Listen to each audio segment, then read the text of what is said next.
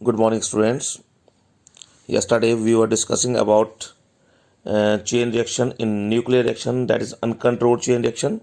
So next part is, if the size of the fissionable material is small.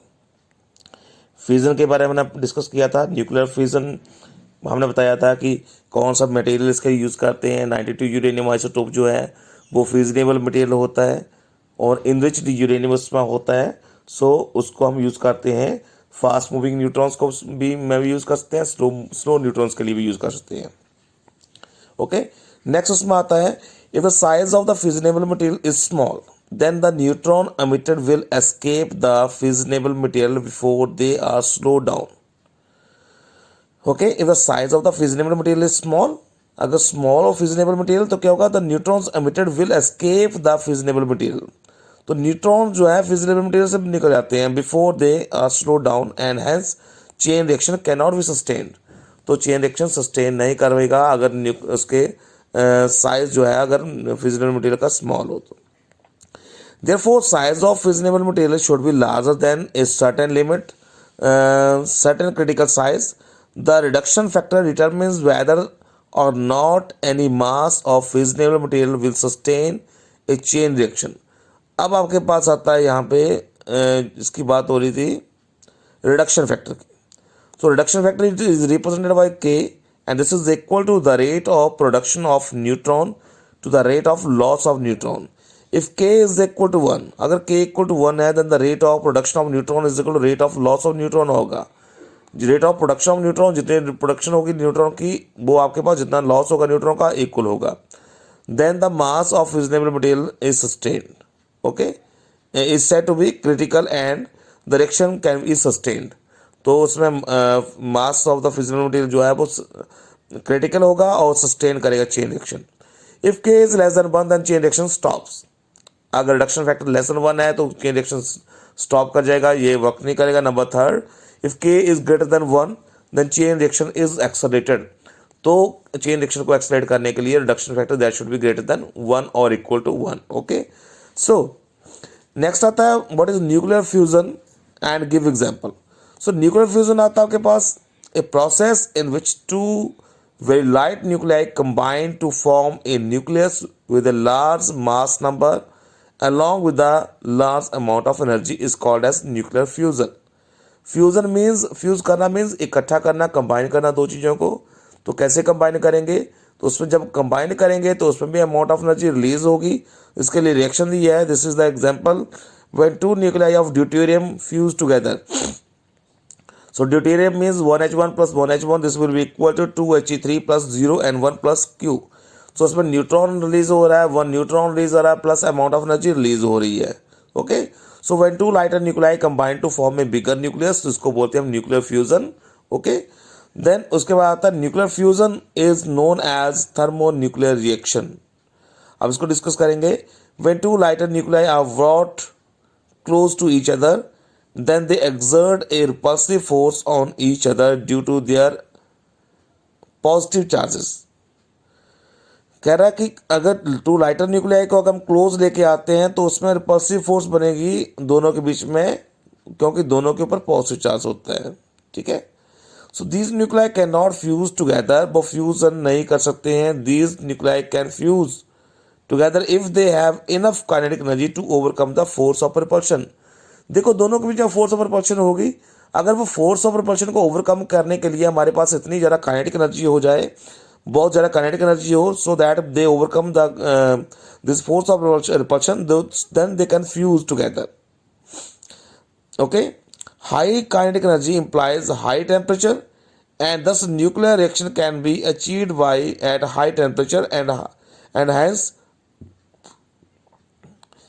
known reaction is hence known as thermonuclear reaction and temperature of the order of 10⁸ Kelvin. देखो इसमें बता रहा है कि fusion process में दो nuclei को, positive nuclei को कंबाइन करने के लिए हमें काइनेटिक एनर्जी हाई चाहिए. और काइनेटिक एनर्जी हाई कैसे अचीव कर सकते हैं, अगर हम इसका टेम्परेचर इंक्रीज करें. और टेम्परेचर कैसे इंक्रीज कर सकते हैं, इसका टेम्परेचर जो फ्यूजन के लिए चाहिए होता है वो 10⁸ Kelvin चाहिए होता है. Now 10⁸ Kelvin temperature is required to trigger the nuclear reaction. Okay, this much temperature is available in the core of the sun. तो 10⁸ केल्विन जो टेम्परेचर हमें न्यूक्लियर फ्यूजन के लिए चाहिए होता है, ये सिर्फ हमारे सन के कोर में अवेलेबल होता है, तो वहाँ पर ही आपका न्यूक्लियर फ्यूजन प्रोसेस कर सकते हैं. सो अब इसमें बता रहा है what is uncontrolled chain reaction, uncontrolled fusion reaction. The element required for thermonuclear reaction are in abundance on the surface of the earth, but the temperature needed to fuse them cannot be attained by any known method in the laboratory. देखो बता रहा है इसके जो elements है जिससे हमने fusion करनी है वो तो हमारे पास बहुत सारे अबंडेंस में है, बहुत सारी क्वांटिटी में है, बहुत सारी प्राप्त मात्रा में है, बट इनको फ्यूज़ करने के लिए जो टेम्परेचर रिक्वायर्ड है वो हम लेबोरेटरी में तैयार नहीं कर सकते हैं. So to achieve this much temperature, an atom employing this process of nuclear reaction is exploded. Okay, so thus the atomic explosion trigger the fusion process and simultaneously release of amount of energy. This is known as uncontrolled chain reaction. बता रहा है to achieve such temperature to achieve such temperature, an atom employing the process nuclear reaction is exploded. कि अगर एक atom bomb हम explode करें तो उसमें इतनी एनर्जी रिलीज होती है, तो हमें इतनी एनर्जी बनाने के लिए लेबोरेटरी में हमें एक एटम बम एक्सप्लोड करना पड़ेगा, तब जाके इतनी एनर्जी होती है. तो हम ऐसा कर नहीं सकते हैं. दस atomic explosion trigger the fusion process. तो एटॉमिक एक्सप्लोजन से ही हम फ्यूजन प्रोसेस को ट्रिगर कर सकते हैं इसको. Okay, so this is known as uncontrolled chain reaction. अब रेडिएशन हैजार्ड्स आ जाते हैं आगे. Radiation hazards, radiation damage the chromosomes in the reproductive organ cause genetic disorder. So chromosomes जो होते हैं आपके पास reproductive organ में, इसको ये खत्म कर देता है, डैमेज कर देता है, और इसके कारण जेनेटिक डिसऑर्डर की प्रॉब्लम आ जाती है. Number 2, it damage the blood producing cell. Blood producing cell जिससे ब्लड बनता है उसको, जो उसकी प्रोडक्शन होती है उसको ये खत्म कर देता है. Long exposure to radiation cause cancer. अगर हम इसके रेडिएशन की प्रेजेंस में बहुत देर तक रहेंगे तो उससे कैंसर होने का खतरा रहता है. Then long exposure to radiation cause blindness. Blindness भी हो सकती है, बंदा अंधा भी हो सकता है. उसके बाद आता है यूजेस ऑफ रेडिएशन आते हैं.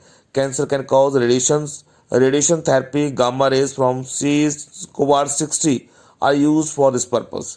सो जो कैंसर की ट्रीटमेंट होती है रेडिएशन थेरेपी में यूज़ करते हैं वो गामा cobalt-C जो यूज़ करते हैं हम, gamma rays from cobalt-C. So cobalt-C isotope use करते हैं रेडिएशन थेरेपी के लिए. It is use to eliminate agriculture pest. Agriculture pest control करने के लिए यूज़ करते हैं हम. Radiation like gamma X-rays are use to detect the fracture.